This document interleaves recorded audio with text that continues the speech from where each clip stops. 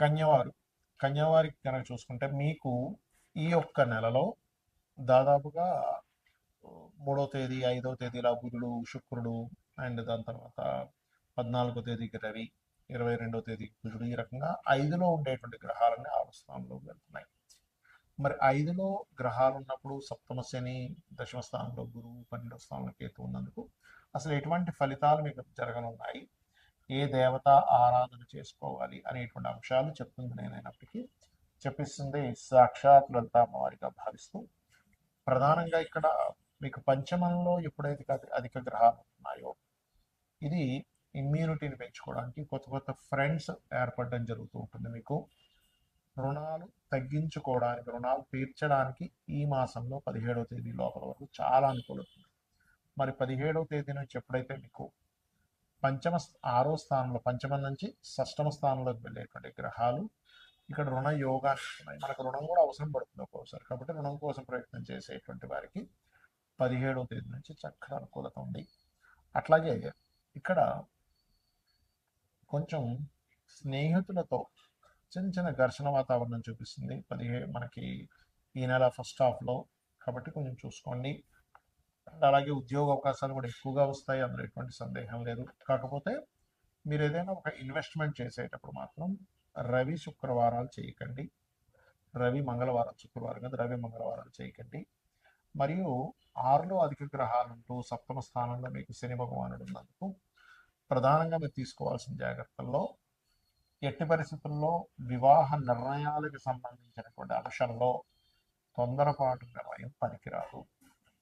ఏదైనా ఒక వ్యాపారం ప్రారంభిస్తున్నారు, ఆ వ్యాపారంలో పర్టికులర్గా పార్ట్నర్స్ని ఎంపిక చేసుకునే విషయంలో తొందరపాటు నిర్ణయం పనికిరాదు. ఈ రెండు విషయాల్లో చాలా జాగ్రత్తగా ఉండండి. చక్కగా ఉద్యోగ అవకాశాలు వస్తాయి, అందులో ఎటువంటి సందేహం లేదు. రుణాలు లభిస్తాయి, శత్రువుపై జయం కూడా ఉంటుంది. ఆటలో కనుక ఎప్పుడైనా కుజుడు రాహు కలిసి ఉంటే కూడా శత్రువు నిలబడలేడు. ఇలాంటివన్నీ కూడా ఇక్కడ పాజిటివ్ ఫలితాలు కూడా జరుగుతాయి, అందులో ఎటువంటి సందేహం లేదు. అయితే ఫైనాన్షియల్ ఇంప్రూవ్మెంట్స్ కూడా ఉంటాయి. కాకపోతే ఇందాక నేను చెప్పినట్టుగా కాస్త 12లో కేతు ఉన్నందుకు ఇన్వెస్ట్మెంట్స్ చేసేటువంటి అంశాల్లో కొంత జాగ్రత్త వహిస్తూ ఉండాలి. ఇక మీరు నిత్యము చేయవలసినటువంటి దేవతారాధన, ఎందుకంటే సప్తమంలో శని ఉన్నందుకు కొంచెం వివాహ నిర్ణయాల విషయంలో స్లో డౌన్ అవడము, 6లో గ్రహాలు ఉండడం కూడా కొంతవరకు జాగ్రత్త తీసుకోవాలని చెప్పాను. కాకపోతే వెంకటేశ్వర స్వామి యొక్క ఆరాధన చేయండి, అన్ని విధాలా మీకు బాగుంటుంది. చాలామంది గోచార ఫలితాలతో పాటు జన్మజాతకం చూపించుకుంటే అసలు ఎటువంటి విషయాలు తెలుస్తాయని నన్ను చాలామంది అడుగుతున్నారు. దానికి నేను మీకు ఒక క్లారిటీ ఇస్తాను. మొట్టమొదటిగా మనకి జన్మజాతకం అనేటువంటిది ఎలా ఏర్పడుతుంది, మనము పూర్వజన్మలో చేసిన కర్మలు, ఈ జన్మలో చేస్తున్నటువంటి కొన్ని నిర్ణయాల మూలంగా కూడా మనకి గ్రహాల యొక్క అనుకూలత ప్రతికూలత అనేటువంటిది లభిస్తుంది, గుర్తుపెట్టుకోండి. అయితే 90% ఆఫ్ పూర్వజన్మలో, ఒక 10 to 15% మనకి ఈ జన్మలో చేసేటువంటి ధర్మబద్ధంగా ఉండడం ఇట్లా జరుగుతుంది. అయితే ఇక్కడ ఏ గ్రహం బలంగా ఉంది, ఏ గ్రహం బలహీనంగా ఉంది, ఏ భావం బలంగా ఉంది, ఏ భావం బలహీనంగా ఉంది, ఏ భావం ఏ విషయాన్ని చెప్తుందని చెప్పేది జ్యోతిషాస్త్రం.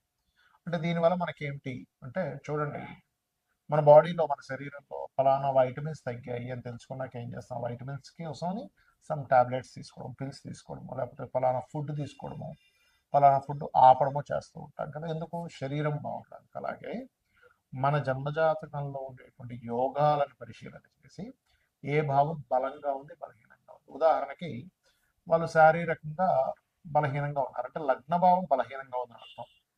అప్పుడేంటి, ఆ లగ్నభావాన్ని స్ట్రాంగ్ చేయడానికి లగ్నాధిపతి ఎక్కడున్నాడని తెలుసుకొని దానికి సంబంధించిన దానాలు ఇవ్వడము, దానికి సంబంధించిన ఫుడ్ తీసుకోవడం చేస్తూ ఉంటాం. అలాగే ధనం ఎంత మనం ప్రయత్నం చేస్తున్నా ఇవాళ రేపు సొసైటీలో ఇబ్బంది పడుతుంది ఏదైనా ఉంటే ధనం కోసమే ముఖ్యంగా, దాని తర్వాత రుణరోగ శత్రువుల కోసం ఇబ్బంది పడుతూ ఉంటారు. అయితే ఇక్కడ ఈ ధనాధిపతి ఎక్కడున్నాడు అనేది ముఖ్యంగా తెలుసుకోగలగాలి. ధనాధిపతి కనుక బాగున్నట్లయితే, చాలా మంది చూడండి పెద్దగా ఏం చదువుకోలేదండి, కానీ ఏంటో ఆటోమేటిక్గా డబ్బులు వచ్చేస్తున్నాయి, ఆయనకి ఆ వ్యాపారం పెట్టాడు, ఈ వ్యాపారం పెట్టాడు అనుకుంటారు. అంటే చదువుతో సంబంధం లేకుండా ధనం వస్తూ ఉంటుంది కొంతమంది. మరి కొంతమందికి అసలు ఆయన పెద్ద పని చేసే అవసరం ఉండదు, ముత్తాతలు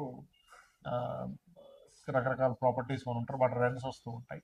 ఏమిట్రా ఇది అనిపిస్తుంది, అదంతా పూర్వజన్మ కర్మలు. అయితే ప్రతి మనిషి కూడా వాళ్ళ రెండవ అధిపతి ఎలా ఉన్నాడో చూసుకోవాలి. రెండవ స్థానాధిపతి కనుక బలహీనంగా ఉంటే వాళ్ళు ఎన్ని ప్రయత్నాలు చేస్తున్నా ధన విషయంలో పాపం వెనకబడుతూనే ఉంటారు. ఆ ఒక్క చిన్న లిటిగేషన్ అంటే చిన్న ఎగ్జాంపుల్ చెప్తా చూడండి. ఒక వ్యక్తికి ఇక్కడ క్లాట్ ఏర్పడింది అనుకుందాం. ఈ చెయ్యి కాలు తిమ్మిరికి అయి పెరాలసిస్ వచ్చింది, సంథింగ్ అయిపోయింది. మీరు దీనికి మీరు ఎంత చేస్తున్నా సరే మీకు సెట్ కాదు అంత ఈజీగా. క్లాట్ ఎక్కడ ఏర్పడిందో అది కరగాలి. అది కరిగితే రక్త ప్రసరణ అయితే దాని వేవ్స్ కనెక్ట్ అయితే బాడీ మన బుర్రలో ఉన్నటువంటి మెదడులో ఉన్నటువంటివి ఏవైతే ఉన్నాయో అవి కనెక్ట్ అయితే అవి ఖచ్చితంగా ఆటోమేటిక్గా వాళ్ళకి సెట్ అయిపోతుంది. అట్లాగే మనం పూర్వజన్మల్లో ఎక్కడ ఏ కర్మ మూలంగా అక్కడ ఆగింది, దానికి సంబంధించినటువంటి విషయంలో మనం ఎట్లా తెలుసుకోవాలి అనేటువంటి విషయం చెప్తుంది జ్యోతిషాస్త్రం. కాబట్టి మీ ధనాధిపతి ఎవరు, ఆ రూపంలో మీరు కనుక చిన్నప్పుడు చదువుకోవడము, దానికి సంబంధించిన వర్క్స్ నేర్చుకోవడం ద్వారా బాగుంటుంది.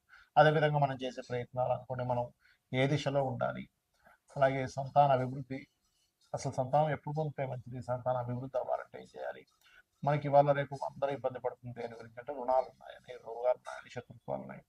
ఇవి అసలు ఎందుకు ఏర్పడుతున్నాయి, మనం ఏ కర్మ వల్ల వీళ్ళందరూ ఏర్పడ్డారు మన చుట్టూ, అలాగే వివాహం అసలు ఎప్పుడు చేసుకుంటే మంచిది, ఇలాగా అనేకమైన విషయాలు. అంటే ప్రొఫెషన్లో ఎందుకు ఎదగలేకపోతున్నాం, ప్రొఫెషన్లో ఎక్కువ చేంజ్ అయితే మంచిదా, విదేశాలకు వెళ్ళుంటే మంచిదా, లేనట్లయితే ఇన్వెస్ట్మెంట్స్ ఎప్పుడు చేస్తే మంచిది, ఇలా ఒకటి రెండని కాదు, అనేకమైనటువంటి అంశాలు.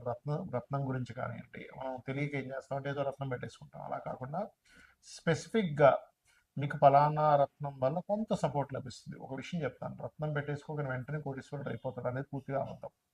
కొంత మీకు సపోర్టివ్గా ఉంటుంది. ఎలా అంటే ఒక మనిషి చూడండి, డిప్రెషన్లో ఉన్నప్పుడు ఒక ఫ్రెండ్ వచ్చే ఎందుకు ఏమవుతుంది ఇంకా అని ఒక చిన్న ఒక మాట మనకు తెలియని ఒక గుండె ధైర్యాన్ని ఎలా ఇస్తుందో, సేమ్ యాజ్ ఇట్ ఈజ్ మీరు ఏదైతే రత్నాన్ని ధరిస్తారో ఆ రత్నము కూడా మీరు ఏదైతే స్పెసిఫిక్గా ఫలానా గ్రహం బాగుంది అన్నప్పుడే ధరించాలి. అదర్వైజ్ మీరు రత్నం అవాయిడ్ చేసేసి చక్కగా రుద్రాక్షం లేకపోతే మీ ఇష్టదైవం యొక్క రూపైనా ధరించవచ్చు. అలా అసలు మీరు రెగ్యులర్గా చేసేటువంటి పూజలో ఏ దేవతని ప్రత్యేకంగా మీరు కనుక పూజించినట్లయితే మీ పూర్వజన్మ కర్మలు తగ్గుతాయి అనేటువంటిది. సరే జాతకం లేదు, అప్పుడు ఏం చేయాలి, ఫైనాన్షియల్ గ్రోత్ కావాలి అనుకుంటున్నారు, ఓం సంపత్కరి సమారూఢ సింధుర ప్రజ సేవితాయి నమః, లేదా ఓం ధర్మాధ్యక్ష ధనాధ్యక్ష ధనధాన్య వివర్ధని నమః చేసుకోండి. అలాగే అది అప్పులు ఉన్నాయి, ఓం అపర్ణాయ నమః చేసుకోండి. లేదండి నాకు ఉద్యోగ సంబంధించిన విషయాలు ఇబ్బంది ఉంది, ఓం మాణిక్య మకుటాకార జానుద్వయ విరాజితాయ నమః. అలా కాదు, ఎంత సంపాదిస్తున్నా లేకపోతే ఏం చేస్తున్నా నాకు హ్యాపీనెస్ లేదు, లేదా బిజినెస్ ఇంప్రూవ్మెంట్స్ అవ్వట్లేదు అనుకునేటువంటి వారు ఓం ఇంద్రగోప పరిక్షిప్త స్మరతోనా భజంగికాయే నమః అని మంత్రం చేసుకోండి. ఇలా ఒకటి రెండని కాదు, మీరు ఏదైతే అనుకుంటారో ఆ సంకల్పం మనసులో, అంటే మీరు పలానా ఉద్యోగం రావట్లేదని, ఓకే వివాహమే అనుకోండి, ఓం కామేశబద్ధ మాంగళ్య సూత్ర శోభిత కందరాయ.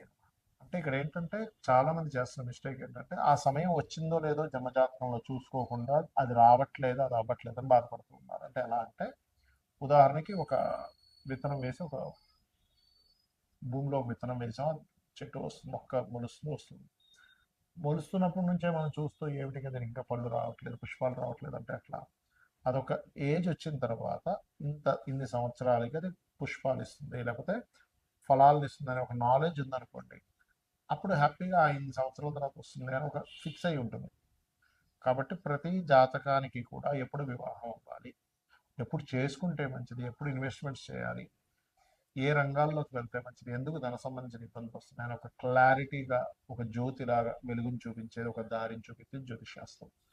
కాబట్టి మీరు తెలుసుకొని అమ్మవారి అనుగ్రహంతో మీరు చక్కటి ఆయురారోగ్యాన్ని పొందుతారని మనస్ఫూర్తి కోరుకుంటూ శ్రీమాత్రే నమః.